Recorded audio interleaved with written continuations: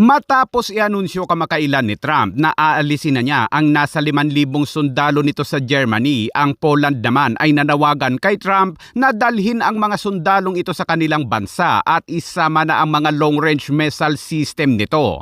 At sa ibang balita, naglunsad ng airstrike ang Amerika sa Nigeria upang burahin ang pinuno ng ISIS dahil sa walang tigil nitong pangingikil, panunupil at pag-organisa ng mga terorista.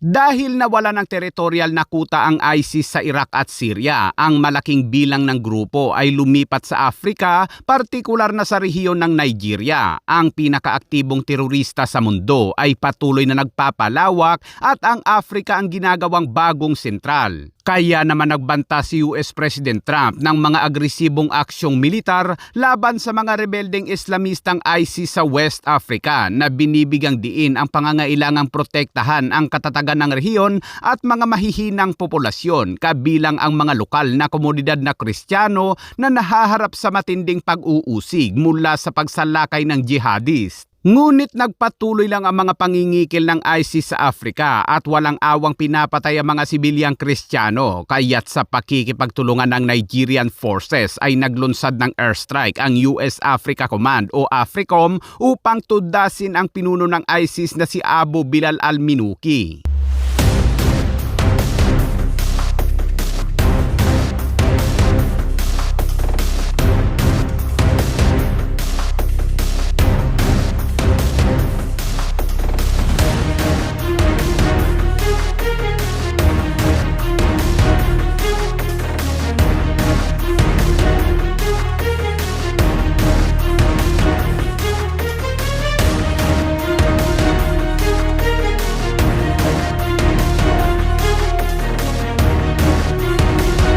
At ilang oras matapos ang ataking yan ay kinumpirma ni Nigerian President Bola Tinubu na todas na si al-Minuki.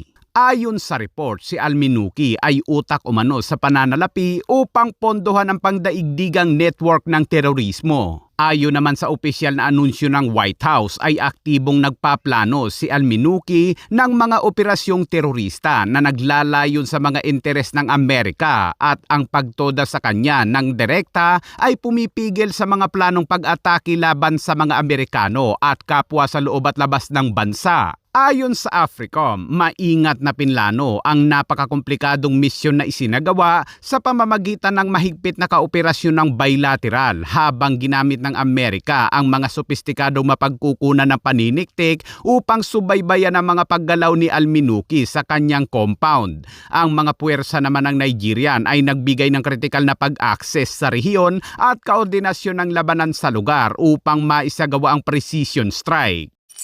At sa ibang balita naman, kamakailan na inanunsyo ni US President Donald Trump ang plano nitong alisin ang humigit kumulang 5,000 sundalo mula sa Germany na nagdulot ng agarang pagtulak mula sa gobyerno naman ng Poland na ilipat ang mga puwersang iyon sa Poland. Ilan sa mga bansang ayaw sumuporta kay Trump ay ang United Kingdom, France, Spain, Italy at Germany, habang ang iba namang mga bansa sa Europa ay suportado pa rin si Trump tulad ng Poland. Ayon sa Pangulo ng Poland na si Karol Nawrocki ay handa silang tanggapin ang mga sundalo ni Trump na aalisin sa Germany. Ani Nawrocki, mayroon silang malawak na mga infrastruktura sa Poland na handang ibigay upang maging military facilities ng mga US forces.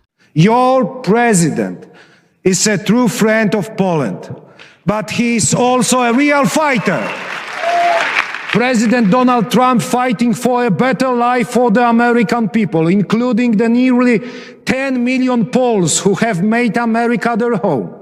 We need leaders like him, leaders who put the people first, protect the jobs, defend families, and secure the future.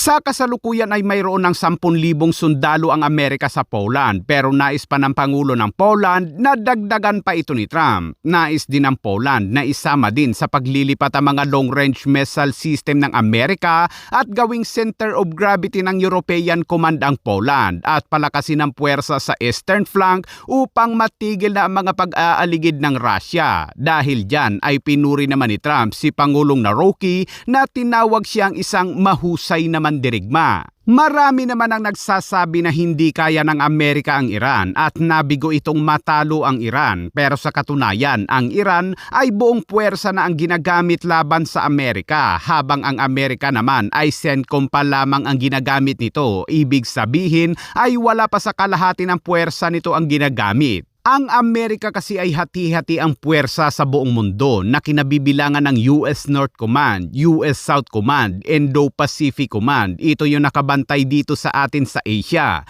US Central Command, ito yung bumibenga sa Iran. Africa Command, ito yung umatake sa leader ng ISIS sa Nigeria kamakailan. At mayroon pa itong Space Command, Special Operation Command at Strategic Command na humahawak naman ng mga sandatang nuklear.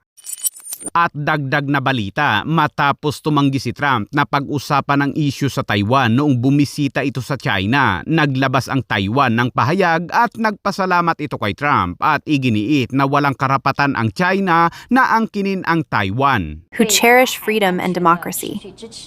We want to emphasize that the Republic of China is a sovereign and independent democratic country. Beijing has no right to make claims over Taiwan. We also thank President Trump for his continued support for security in the Taiwan Strait since his first term. We will further deepen. Habang ang mga barko naman ng China ay natagpo ang tamang relax lang sa Skoda Shoal na higit 100 kilometro lamang mula sa Palawan.